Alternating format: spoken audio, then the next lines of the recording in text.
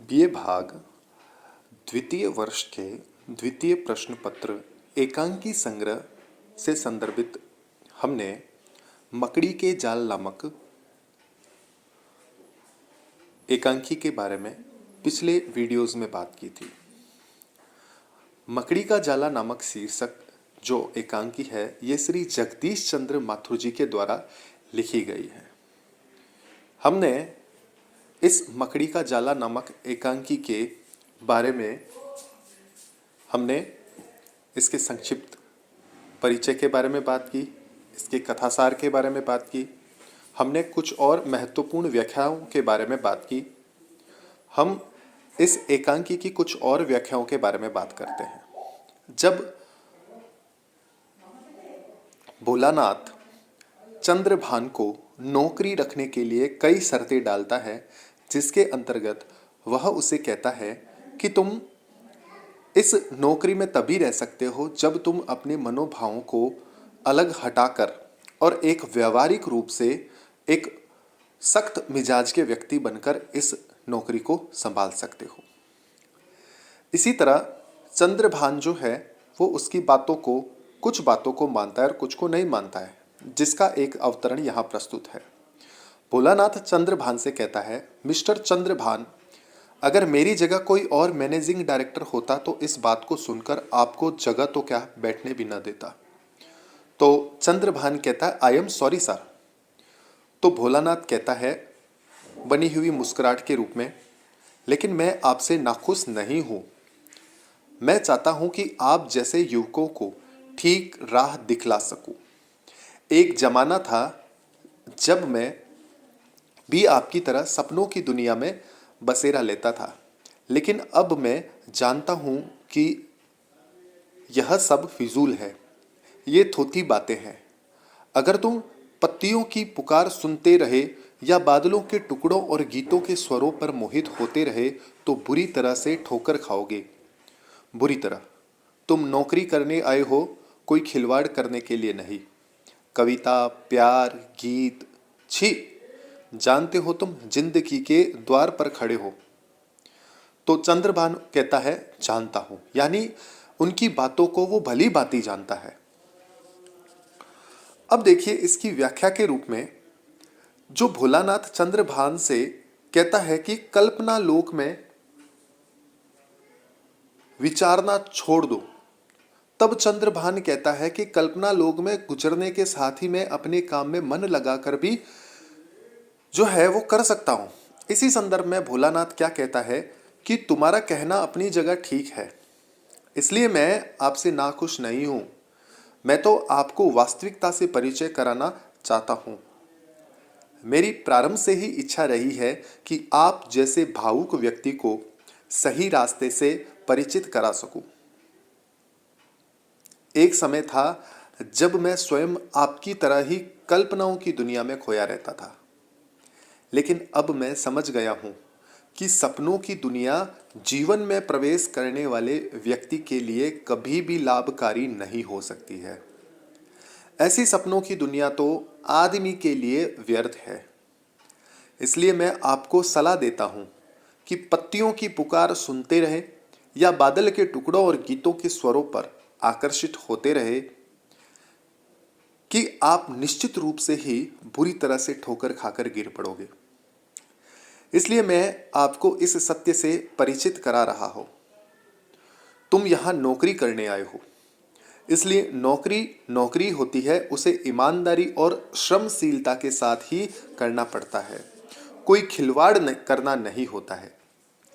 यह अच्छी बात है कि तुम कविता, प्यार, गीत करना चाहते हो, लेकिन इनका नौकरी से कोई संबंध नहीं और न इनका नौकरी में कोई महत्व, क्योंकि ये सभी चीजें मनुष्य को सक्रिय नहीं निष्क्रिय ही बनाती है।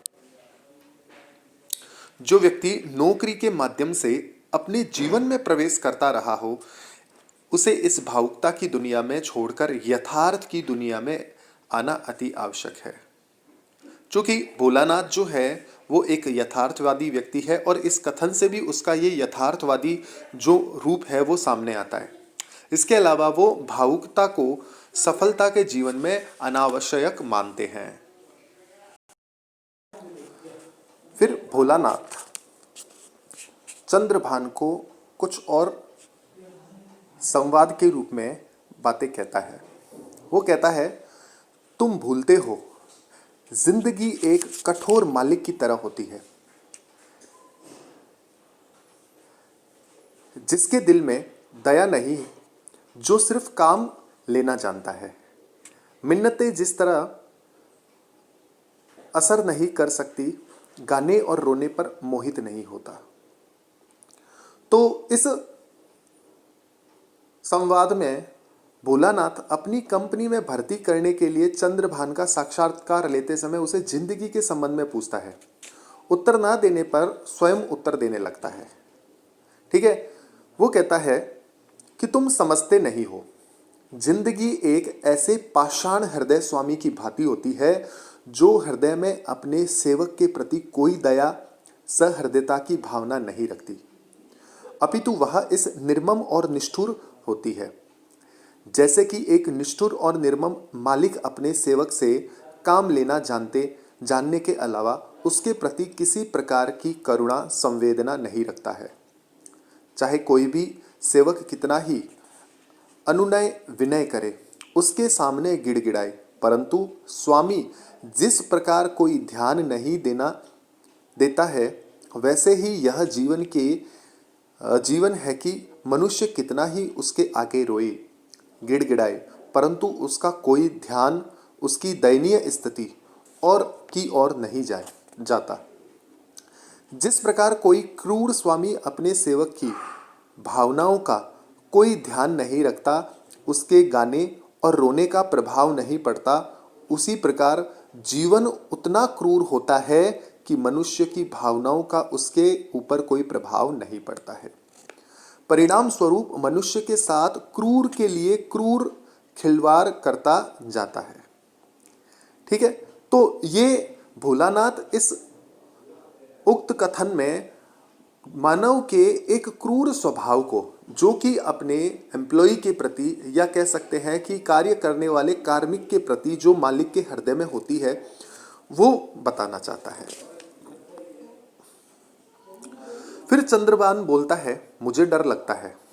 तो भोलानाथ कहता है, डर, हंसते हुए, डरो, खूब डरो। ठीक है ना, डर का जीवन की गति को समझा जा सकता है, यानी डरकर ही जीवन की गति को समझा जा सकता है। डरते हुए, संभलते हुए कदम बढ़ाओ। उमंगों के लिए यहाँ जगह नहीं है। समझो कि जीवन एक मशीन की तरह है और तुम्हारा काम नियत है। तत्परता के साथ बिना विचलित हुए सीधी सड़क पर बढ़े जाओ। रास्ते के फूलों पर मचलो, हवा जाने मस्त रहो, तुम बेखबर न बनो। चिड़िया चाहे कितनी चहके, तुम उस पर कान ना दो। मेरे दोस्त, समझदार बनो और दूरदर्शी बनो। तो भोलानाथ जो है, ठीक है ना, ये चंद्रभान से कहता है कि डर आवश्यक है। ठीक है ना, इसलिए तुम्हें भी डरना चाहिए, क्योंकि मनुष्य डरकर ही जीवन की गति और उससे जुड़ी स्थितियों को अच्छी तरह से समझ सकता है। इसलिए तुम भी डरो और संभल कर कदम उठाओ, क्योंकि डरने वाला व्यक्ति ही जीवन के पथ पर सोच संभल कर कदम उठाता है। जीवन में भावुकता के लिए कोई स्थान नहीं होता है। जीवन के संबंध में यह बात ध्यान में रखने की है कि जीवन तो एक मशीन की तरह होता है। जिस तरह मशीन अपनी गति से निश्चित कार्य करती है, इसीलिए तुम भी मशीन की तरह बनकर तुम्हारा जो निश्चित कार्य है उसे तत्परता के साथ बिना विचलित हुए अपने लक्ष्य पथ की ओर निरंतर बढ़ते रहो। साथ ही रास्ते में जो फूल दिखाई पड़े, उन फूलों को देख कर मचलो अवश्य, अर्थात आनंदुभूति अवश्य करो। जीवन पथ पर मस्त हवा को महसूस अवश्य करो, लेकिन उनके प्रति आकर्षित मत हो। दूरदर्शी बनकर अपने कार्य से किसी भी स्थिति में विमुख ना हो। ठीक है ना, यानी अपने लक्ष्य की ओर चलो। और भोलानाथ ने चंद्रभान को यही कहा है कि मनुष्य को मनुष्य को जीवन में मशीन की तरह कार्य करते हुए हमेशा आगे बढ़ता रहना चाहिए। भावुकता से पूरित होकर लक्ष्य से विमुख नहीं होना चाहिए। ठीक है।